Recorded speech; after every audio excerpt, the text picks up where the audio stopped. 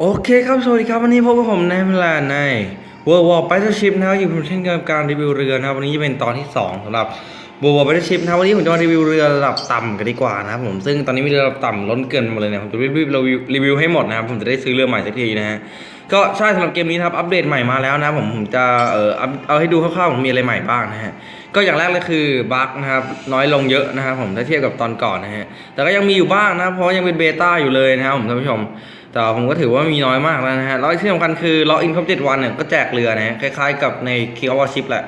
แต่ว่าในเกมนี้ไม่ได้แจกแรนต้านะแต่ว่าในเกมนี้จะแจกเจ้ายูวาริแทนนะครับซึ่งแน่นอนยูวาริผมได้แล้วนะฮะแน่นอนว่าผมดัดแปลงเรือนี้ค่อนข้างมากนะเพราะผมจะได้เอาของดีไปติดได้นะก็สังเกตได้เลยว่าผมติดปืนที่ค่อนข้างจะโอเวอร์ไซส์ไปหน่อยตรงนี้นะผมไปติดปืนใหญ่ที่ใหญ่เกินกว่าปืนลองจะรับได้นะเช่าเถอะโอเควันนี้ผมจะมารีวิวเรือลำนี้ดีกว่าครับชิกิชิมะนะครับผมชิกิชิมะนะฮะโอเคเราไปหาที่รีวิวเลยดีกว่านะครับผมเราจะเล่นอะไรดีนะฮะเราเล่นด่าน3ดีก่อนแน่บอกลำนี้สุดนะโอเคสำหรับเจ้าชิกิชิมะนะครับผมจะเป็นเรือชั้นเรือจันบานนะครับซึ่งเป็นเรือประจันบานรู้สึกจะเป็นคลาสที่2เท่าที่ญี่ปุ่นเคยต่อมานะฮะลำนี้ได้เป็นเรือประจันบานแบบพีเดสนาร์นะครับที่ผมเคยได้บอกไว้ก่อนนะฮะเพราะว่าสมัยก่อนเนี่ยมันจะเป็นประวัติศาสตร์ของเรือประจันบานนะจะเริ่มจากเรือไอออนคลาสก่อนนะนั่นก็คืออ๋ออย่ายิงดินี่นะผมต้องหันเรือก่อน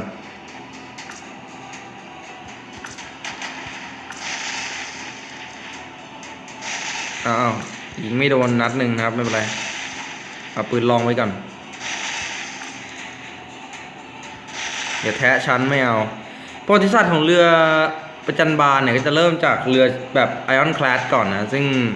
ไอออนคลาสนั้นจะเป็นเรือที่ค่อนข้างที่จะช้านะครับผมก็คือมันเป็นเรือเหล็กนะครับซึ่ง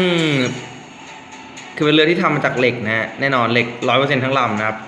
หมายถึงตัวเรือเนี่ยโครงเรือเป็นเหล็กนะแล้วใช้เครื่องยนต์ไอน้ำในการเดินเครื่องนะฮะตัวอย่างของเรือไอออนคลาสนะครับก็จะมีUSS Monitor ของสหรัฐอเมริกาที่ใช้ในช่วงสงครามกลางเมืองของประเทศอเมริกานะฮะที่สำคัญนี่ยังมีเรือ Iron Class ของจีนนะถ้าผมจำไม่ผิดนะจีนก็มีแล้วก็ของฝรั่งเศสก็มีนะครับผมซึ่ง Iron Class นั้นจะเป็นเรือที่ถือว่าเป็นเรือจันบานนะฮะอันแรกสุดเลยโดย Iron Class เองนะมีข้อเสียอยู่คือมันช้ามากเนื่องจากเป็นเหล็กทั้งลำนะหุ้มเกาะหนา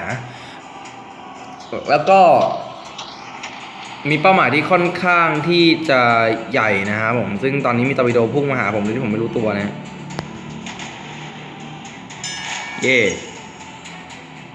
โอเค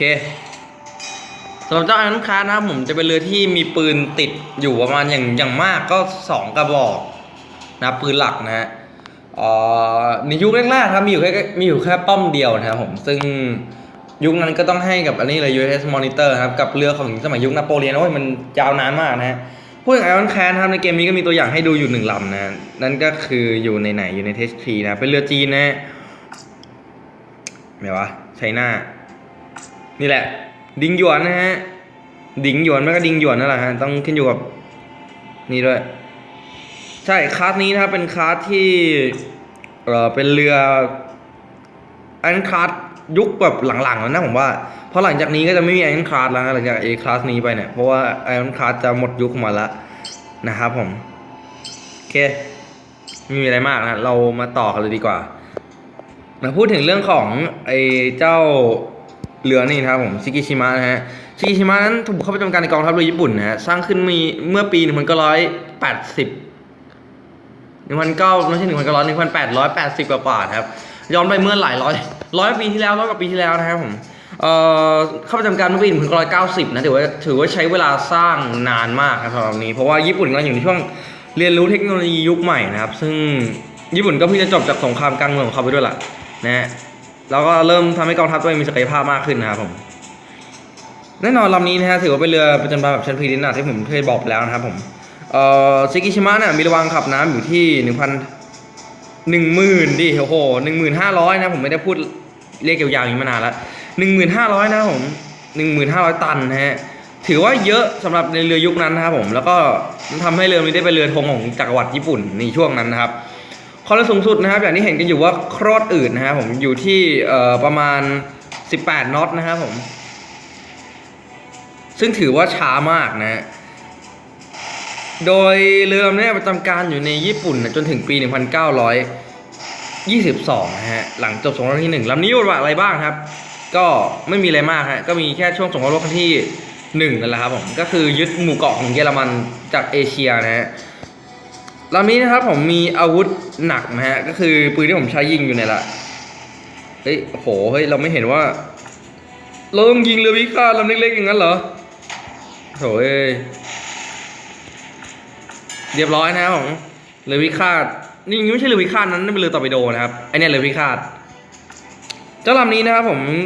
อาวุธหลักมันที่ผมใช้อยู่เนี่ยก็จะเป็นปืน12นิ้วนะฮะ4กระบอก2กระบอกต่อป้อมนะฮะมี2ป้อมดักมากไปหน่อยนะไม่เป็นไรโอเค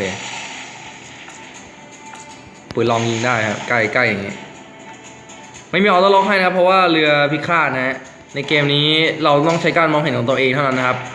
ในการที่จะยิงเรือพิฆาตนะครับเพราะเรือพิฆาตมันจะได้มีหน้าที่ของมันนะฮะ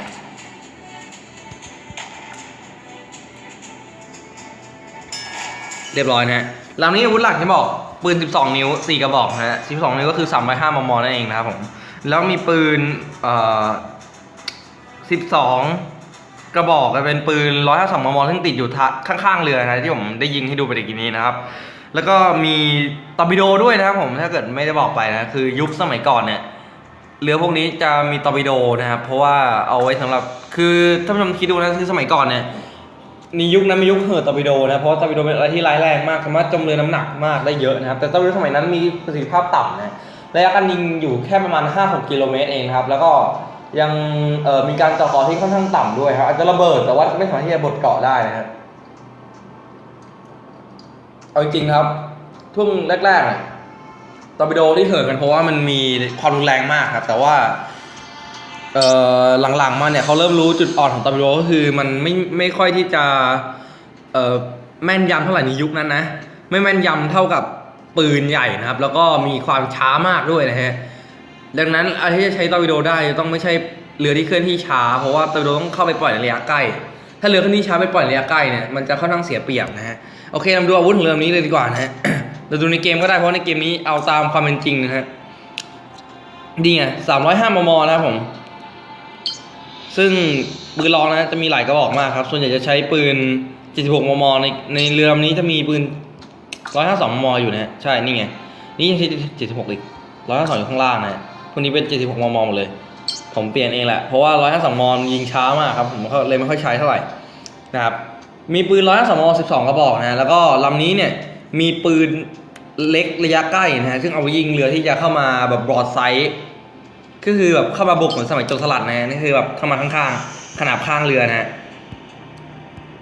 ซึ่งก็ถือว่าทำได้ดีครับลำนี้ก็ประสบความสำเร็จไปนะแล้วผลประจำการในปี1922นะซึ่งที่สาเหตุที่ปลดครับเพราะว่าเนื่องจากประสิทธิภาพมันล้าสมัยแล้วนะฮะจริงๆนะบอกเลยว่าญี่ปุ่นสิ้นเปลืองช่วงนี้มากครับเพราะว่าเป็นช่วงเปลี่ยนเขาเรียกว่าอะไรปัดเปลี่ยนของไอ้นี่ด้วยกองทัพเรือญี่ปุ่นด้วยว่าจะเอาเรือใหม่เข้ามานะก็เลยเอาเรือเก่าๆออกไปหมดเลยนะครับแล้วก็ญี่ปุ่นชนะสงครามโลกที่1ด้วยนะฮะแล้วก็เซ็นสนธิสัญญาวอชิงตันนะถ้าผมจำไม่ผิดนะที่กำหนดระวังขับน้ำเรือได้เป็นสนธิสัญญาวอชิงตันแหละเลยทำให้เรือลำนี้ครับก็ถูกประจำการไปในช่วงหลังๆของสงครามโลกที่1นะครับถือว่าโอเคนะสำหรับลำนี้โอเคเดี๋ยวผมจะลองยิงสาธิตยิงตอร์ปิโดให้ท่านชมดูว่ามันช้าแค่ไหนนะครับเราด่านแรกไปเพราะเราจะไม่ต้องเสียเวลามากนะหันไปยิงก็ตายแล้วนะผมยังไม่ได้ออนไลน์นะครับเนื่องจากว่าเรือลำนี้ค่อนข้างมีประสิทธิภาพต่ำนะเอาไปเล่นแล้วจะเสียเปรียบพอสมควรเพราะว่าต้องเจอเรือระดับสูงกว่านี้นิดหน่อยนะแนะนำตอนที่เวลต่ำๆนะเล่นออฟไลน์ไปก่อนนะครับผมพยายามสะสมประสบการณ์นะเกมผมจะยิงตอร์ปิโดให้ท่านผู้ชมดูตอนนี้แล้วครับผมเปลี่ยนอาวุธก่อนนะฮะเลือกอาวุธข้างล่างนี้นะครับสังเกตตอร์ปิโดอยู่นี่นะฮะผมจะหันเรือนะฮะมันจะยิงใส่เจ้าเรือลำแรกของญี่ปุ่นนะยังไม่ได้รีวิวเลยผมจะรีวิวเรือให้หมดนะครับผมเพราะว่าไอ้ระดับต่ำๆผมจะเล่นออฟไลน์นะเดี๋ยวระดับสูงๆเล่นออนไลน์ตอนนี้เกมนี้มีระบบสแควร์แล้วนะฮะนั่นคือระบบที่เอาไว้เล่นกับเพื่อนด้วยกันนะโคออฟกันได้บอกเลยมิชชั่นอันนี้เล่นง่ายกว่ามิชชั่นในภาค1มากนะโอเคตอร์ปิโดไปแล้วนะไม่ค่อยชอบเอฟเฟกต์ตอร์ปิโดเกมนี้เท่าไหร่นะเนื่องจากว่ามันค่อนข้างที่จะอึดอัดยืดยาดยังไงไม่รู้นะ